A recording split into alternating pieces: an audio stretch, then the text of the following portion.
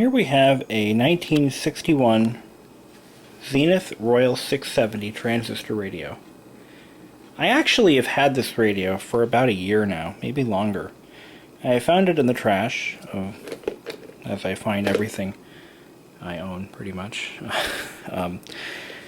And initially I didn't think for a minute that it would even work. I didn't even try it. I just threw it on my shelf over there and just left it there as a decorative piece. And I pulled it out. I'm like, I wonder if this thing actually works. Now, I never have C-cell batteries in my possession, ever. And I went out and I just figured, what the hell, I'll just buy a set of C-cells. And I put them in, and it worked pretty well, actually. But this is your typical pre-1970s era radio. It is made from cardboard and leather.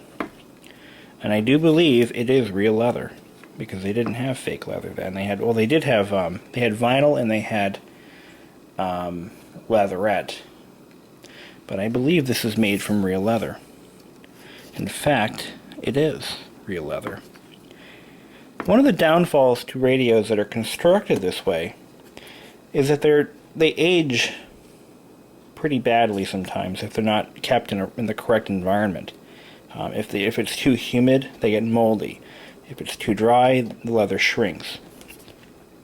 It's kind of sad, actually. And anyway, so it's a very basic transistor radio, AM only. This is the basic chassis that you see. It does have a circuit board, a very early circuit board. You see a transformer there. Some of these actually have built-in AC power supplies, and they'll have a cord that stores inside the box. I actually had an AM/FM radio when I was a kid that was built just like this, a little bit bigger, and it had a cord built in. But most of them will have a little battery box like this that doesn't really mount to anything. It just sort of floats inside the box. And I'll pull this out here. When I got this radio, it had batteries that were approximately 15 years old. Maybe even, I think they were older than that, actually. They expired 15 years ago. Anyway, so here is the battery box. It takes standard C-cells. And it's basically just all cardboard and leather. That's how it's made. A little bit of plastic, but anyway. This is common for the time period.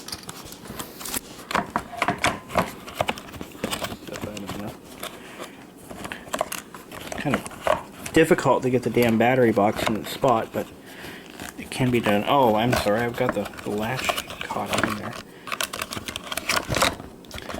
I mean, a design like this would be completely unheard of today, where you actually have to expose the electronics to change the batteries. One problem with this radio is these latches. The leather is clearly broken and essentially beyond repair. Economic repair, I should say. And they're both like that. So it's only a matter of time before they finally stop working or they break off completely. There's two layers of leather. There's the inner layer and then there's an outer decorative layer. It's the outer layer that broke. What's interesting is I have the original owner's name and address handwritten on this schematic diagram. Leona Villeneuve, Box 138, Route 1, Reeds Ferry, New Hampshire, 03078. What's very interesting about this is Reeds Ferry, New Hampshire isn't really a town that exists today. It's actually part of a town, the town of Merrimack. It is, I believe, the north or south section of Merrimack, or east or west, I don't remember. But at one point it was considered its own town. That's no longer true.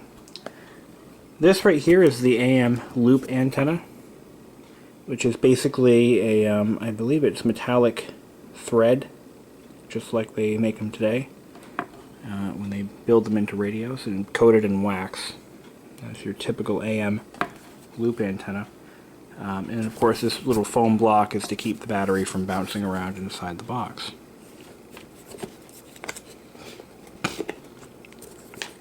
Very unfortunate that the condition of these leather straps is very poor. But the leather is in overall excellent condition. It's a little dusty from sitting on my shelf, but other than that, even the front face is made of, I believe, leather. And it is stitched. Actually, it is stitched. You can still see the stitches there. The faceplate is made of metal. That sounds cool. Anyway, let me zoom out here. Two basic simple controls. Now I have cleaned this up, by the way. It was actually quite disgusting, and there's still a little bit more crud in there, and I should probably do a better job cleaning it. Maybe polishing these grills. Who knows? Maybe a project for another day. I don't know. On off. Of course, it's instant on since it's transistorized, and it has a geared dial here. If you notice, it's not a 1-to-1 ratio. As I turn the dial about, let's see here, 1 complete revolution, it moves it from here to here.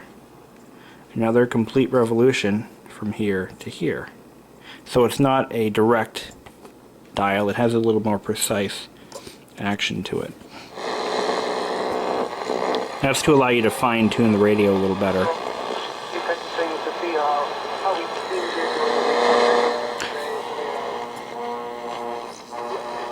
A lot of interference in this house. Not surprising. I believe that buzz is the refrigerator motor.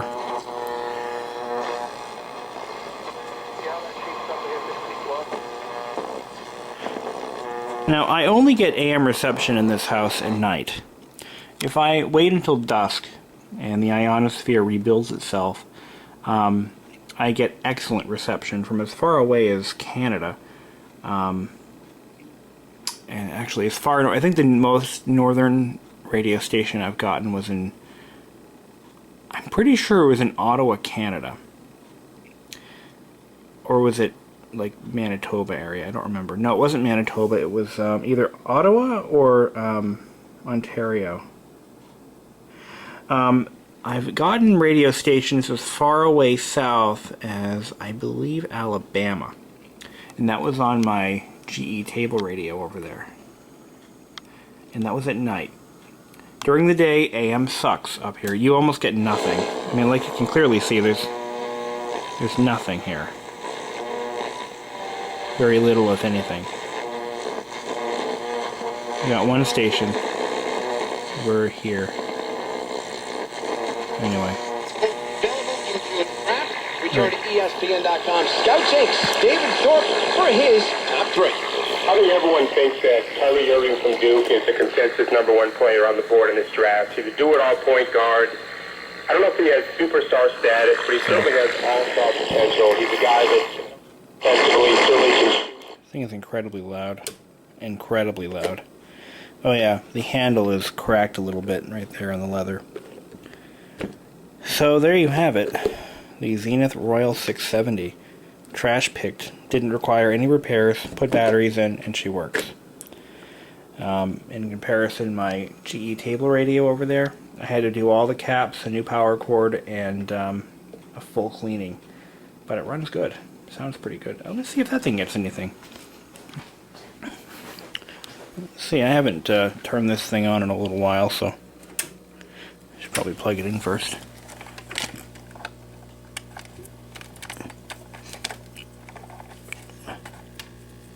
This was actually my very first radio restoration, and there is a video of this on the web. This is a tube radio.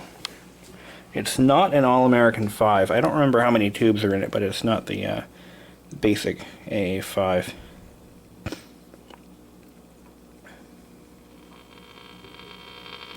I wonder how much of that interference is from the fish tank. Let's see here. Let's unplug one of these.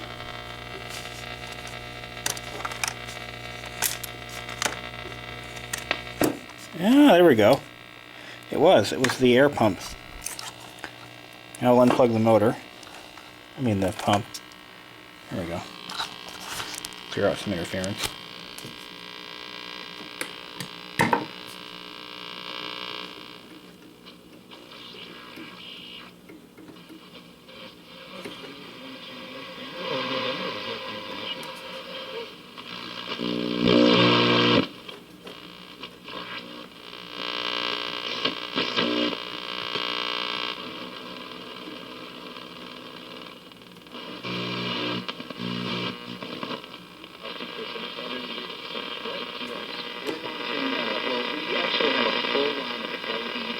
Almost.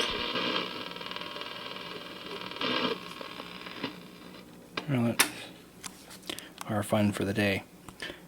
Hope you've enjoyed. Stay,